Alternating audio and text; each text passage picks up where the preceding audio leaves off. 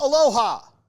This is Paul Catalina's Top 5, brought to you by Texas Beef House and by the Hawaiian shirt. You can tell, it's a 3-day weekend, so I'm kicking it this week. But I just wanted to go through top 5 things the House versus NCAA settlement won't change. Number 5, lawsuits. These will continue to come. Fontenot versus NCAA is still out there in Colorado. There will still be a ton of them that come along. This just solves the most major one and pressing one at the time, but these will continue to pop up because there will be issues that come out of this settlement that the NCAA and the power conferences will try to shortcut their way out of, and people will fight back. So this is going to be lawsuit heaven for probably the next decade. That's not going to stop. Now, the NCAA hopes that this curtails some of that, but probably not to the level that they want. There will still be lawsuits. Number 4, unionization.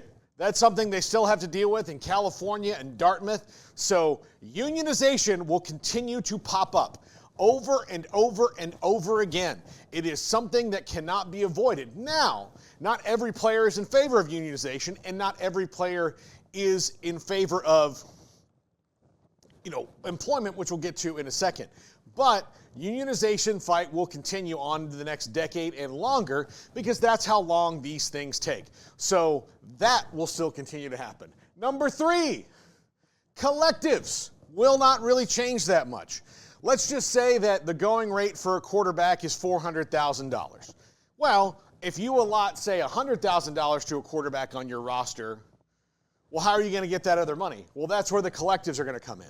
Look, they've got a $20 to $22 million cap or something like that over all athletics. So funds have to be allotted all over the place, which is where Title IX will come into this. So collectives are still going to have to be there to get you over the finish line. And if collectives still have to be there to get you over the finish line, even though people can make donations directly to the university and make them tax deductible to get you over that finish line, that means there will still be pay for play on the outside. Now, you're paying for them for playing anyway at the university, but, let's say Georgia and Alabama are going after the same player, and Georgia is willing to offer him $50,000 more, and they get that from their collective.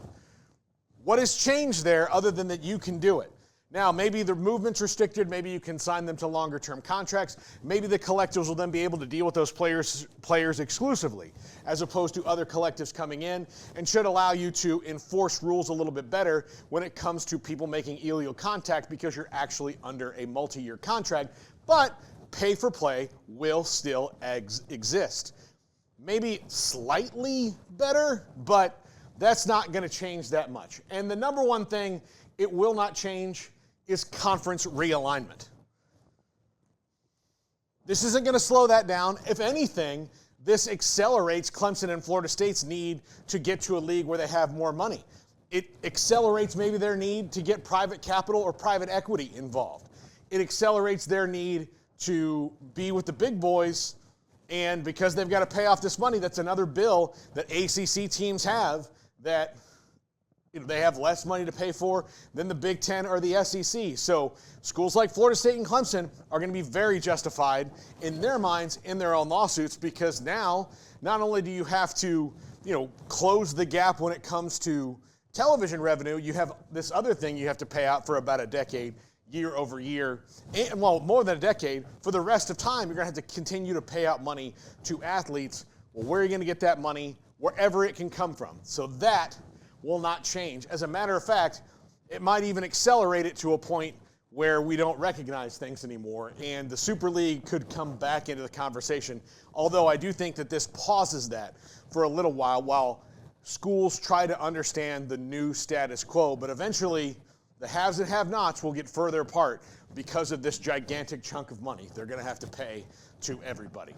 That is the top 5 things that will not change after the House versus NCAA settlement. They're not going away.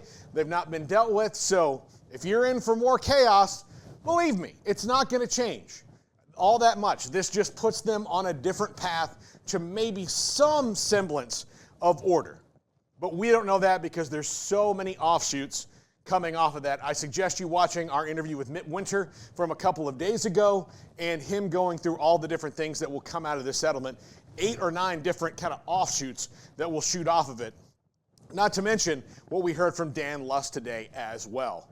This is 365 Sports. Craig and I are wrapping it up and sending you to more Memorial Day weekend right now.